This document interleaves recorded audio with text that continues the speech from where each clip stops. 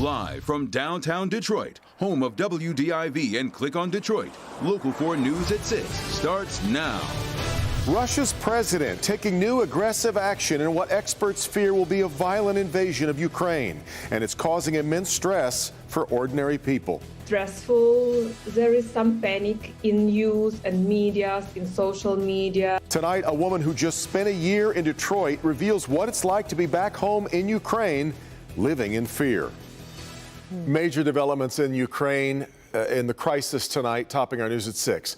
As Russian President Vladimir Putin formally recognizes two pro-Russian regions of eastern Ukraine now as independent states. He also just ordered Russian forces to go inside those regions for, quote, peacekeeping. The move is broadly seen as a sharp escalation amid U.S. warnings that Russia is trying to manufacture an excuse to invade Ukraine. Russian separatists now claim Ukrainian forces have launched an unprovoked attack against them, which Ukraine and the West sharply deny. Meantime, President Biden's national security advisors assembled at the White House today after NBC News confirmed that U.S. intelligence shows President Putin has already given the order to invade Ukraine. There are also reports that Russia has assembled a hit list of Ukrainians it plans to kill or imprison after an invasion, though Russia is denying that. All of the rumors and rhetoric are making everyday life stressful for Ukrainians, and their friends and loved ones here in Metro Detroit as well. One woman who was here for a year-long scholarship at Wayne State University returned home to Ukraine just a few weeks ago. Our Paula Tutman made contact with her today and joins us live. Paula, this is someone for whom a Russian invasion could be uniquely dangerous because of her background and her beliefs. Absolutely, and where she is and why she can't leave at this moment. Let me set this scene for you. Right now, I am in Warren. Just consider this. If you lived in Warren and there was another country that said, hey, listen, we're going to come in and you're no longer going to be part of Michigan or the United States. You're going to be a part of this thing. And if you don't like it, we're going to injure you. That's how these folks absolutely feel. In Kyiv. Right now, I'm living here. Natalia Gosak speaks to us from her apartment in Kyiv. Just 3 weeks ago, she was in Detroit completing research as a Fulbright scholar at Wayne State University.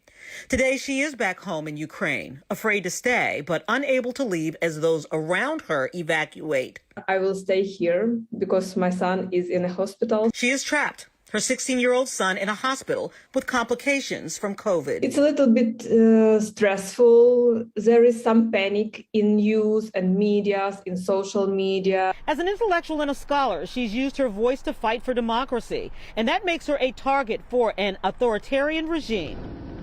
In fact, this week, a commemoration of the anniversary of the slaughter of students who dared to speak up. I remember 2014.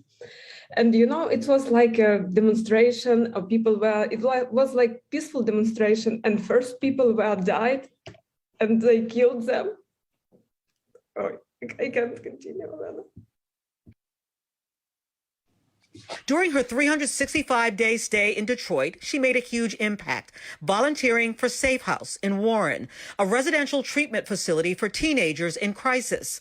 Her work in mental health helped their work with mental health. And now her friends at Safe House are terrified for their friend Natalia. I am deeply troubled because she is somebody who is really active in the Ukrainian community. She is a very active individual who could truly be a leader someday in Ukraine. They tend to wipe out the intelligentsia.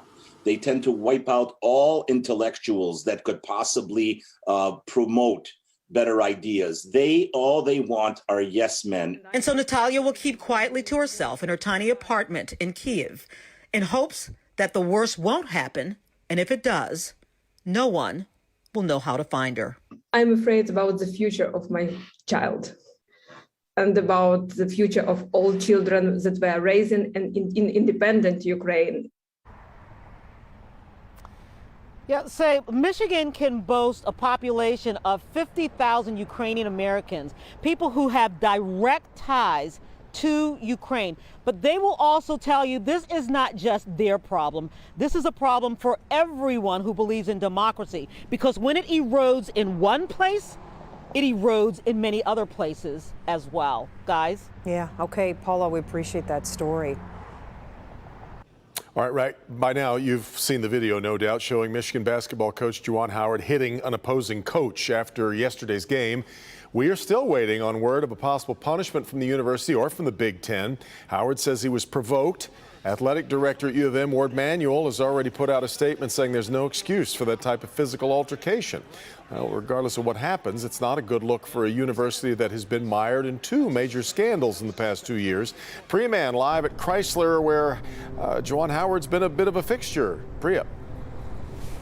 Yeah, that's right, Devin. I mean, he played here in the 90s. He returned as assistant coach in 2013, became head coach in 2019. Plenty of wins and losses for Juwan Howard here. For fans hoping for some small sign of his fate, I can show you his parking spot is still intact. This latest controversy, just a huge blow for U of M.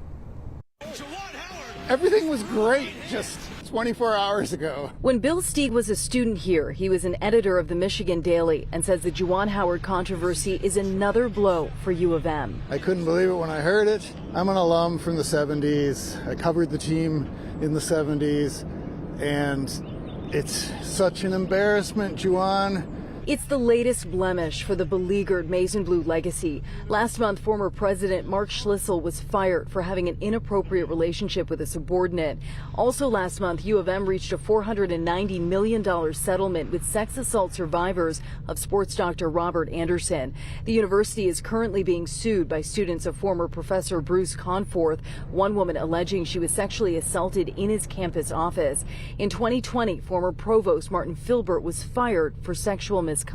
And Juwan Howard! Now a star basketball coach has U of M once again making headlines for all the wrong reasons. I had very positive feelings toward Juwan Howard until last night. There have been several body blows. We'll come back from this, but right now our nose is bloodied. Michael Cherry graduated in 1967 and says the university lacks leadership at a critical moment in its history. They're going to have to hurry up the process and get another president in there soon, because there's got to be somebody that the athletic director reports to. Every place has trouble.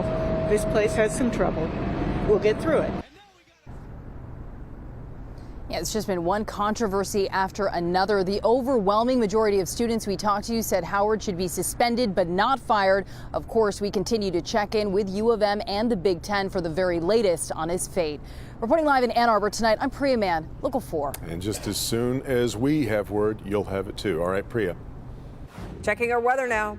We're seeing unseasonably high temperatures. In fact, not talking about rain or ice now, but I mean, snow or ice, Paul, but rain, right? Yeah, that's going to be rain for all of us, and look at why. Temperatures for most of us are they're falling, but still well into the 40s right now. Port Huron, you're at 37, and it's even colder farther north in the Thumb, but we have a warm front coming through tonight, and that thing is going to really cause our temperatures to go up instead of down later on tonight. Nothing to show you on live Storm Tracker 4, so let's just get right to your evening forecast. We're dry for a while. Rain approaches by late evening, and you'll see that temperatures this evening slipping into the 30s, but they're going to come up behind that warm front. So coming up at 6:17, we have a soggy Tuesday on tap, and then big temperature swings this week, going from 50s Tuesday to 20s on Friday, and we have accumulating snow to talk about Friday as well. All of that coming up in about 10 minutes, guys.